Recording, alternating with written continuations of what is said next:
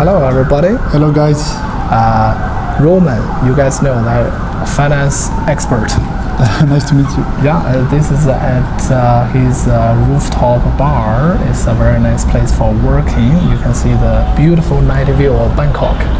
So, Roman, usually what do you do here? I like to spend time here to work on my personal project. For example, I'm trying to develop a blog for finance. Yeah. And I also work for my company on the EV charger side between China and Thailand. So tell us about your finance product and what can people learn from you or get from you? So basically, I used to work in the financial industry for around 3 years in investment banking. Yeah. At a quite good level, I was a strategist for BNP in Hong Kong.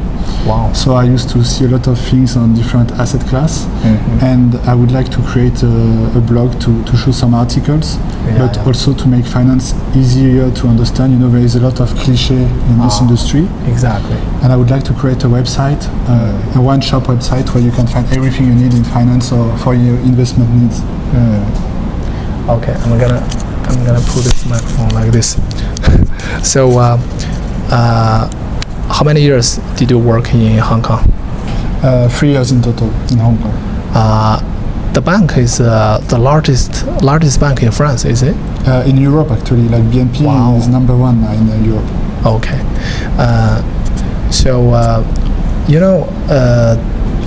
The top questions people usually ask is where should I get started, right? Okay, I have some savings, right? I know I can save in the bank where I got like a 3%, which is pathetic, but it's probably the safest. But for average, beginner, where should I get started? What's the number one thing I should do if I want to invest in the financial market? I think the first thing to do is trying to understand what you really want. You know, sometimes it's not so easy because let's say you have some project in 3 years, 5 years, you need to save money, etc.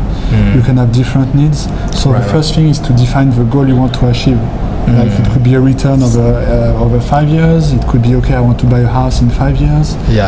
What are you trying to achieve? Like saving money, keeping some of your capital, making some capital gains. Right. The first thing is to really understand what you want, and then once you know that, you try to understand what risk you can take.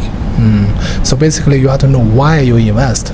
Is that right? Yeah, exactly. So it's for what, right? For retirement or for a short-term profit? Yes. Which is very unlikely. Because you try to develop a planning. Basically, we call it a financial planning. Right. So you can see and stick to that plan from the beginning to the end. The goal is not to trying to change everything during the planning. Right. You really create something from the beginning that you will stick with. Well, people may confuse that, whether they should go, just give their money to the so-called professionals to manage or invest, or they should do it by themselves. So what is your advice? My advice is really to be knowledgeable about finance, so you can take the decision by yourself or even to listen to a professional. But it is true that, as you know, a lot of professionals are working on a commission based, so sometimes they don't propose the best product for you. Exactly. They think of the commission, which is something I believe it's natural, right? But if you try to educate yourself, so at least you understand what kind of decision you do. Even when you speak with a professional, you can understand the financial language. So you are more equipped to take the good decisions. So financial literacy, education is the key, right? Yeah, exactly. That is why I would like to do work on that, to help people trying to take better decisions for themselves. Right.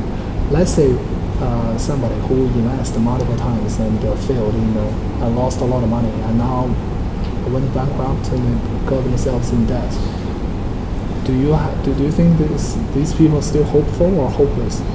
I think there is always hope. You just need to make sure first you understand why did you went to bankruptcy. Right. Maybe you did some too risky investment, or you took the wrong decision. Right. Something important would be to, as I said before, you create a new financial plan. It's okay if you don't have a lot initially, but you try to build something with time. It's true that there is no magical solution. In one day you will be a millionaire, etc. Don't listen to that. But create a realistic plan step by step, and you will achieve your goal. So be realistic and also safe, sustainable, right? Yes, if you are looking for safety, or if your situation allow you to only allow you to be safe, and be safe. But of course, different people have different situations. If you have a lot of money and you are willing to take risk, then it's also a different situation, and you should be able to take risk.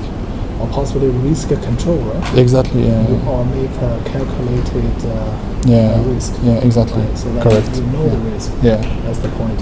And it's always the same. You know the risk once you have some financial knowledge. Otherwise, you cannot know the risk. Yeah. And the one topic which is very highly debatable is that about leverage. Some people say like the book Rich Dad Poor Dad. The author said that you gotta borrow money from the bank. You gotta buy real estate, buy something. He said you gotta use the leverage. The leverage is your best friend. But Warren Buffett said that leverage is the most destructive time bomb in the financial world. Yeah. So what do you say to that? I think like leverage by financing. First of all, like it depends of the economic situation. Nowadays, the rates are higher, right? So it's more risky to take finance. Yeah. So because you will want to have a high rate to borrow, but then you need to invest in something that has a higher rate. So maybe it's not the best current environment now. But before when the rates were around zero, yeah, I think it was not a bad idea. But still, you need to understand in what you will invest. Right. So my understanding is that you have to be super, knowledgeable, professional, so that you can truly control the risk of using leverage. Yes, exactly. Yes, but it's true that for beginners, it's usually not recommended to use leverage. That's right.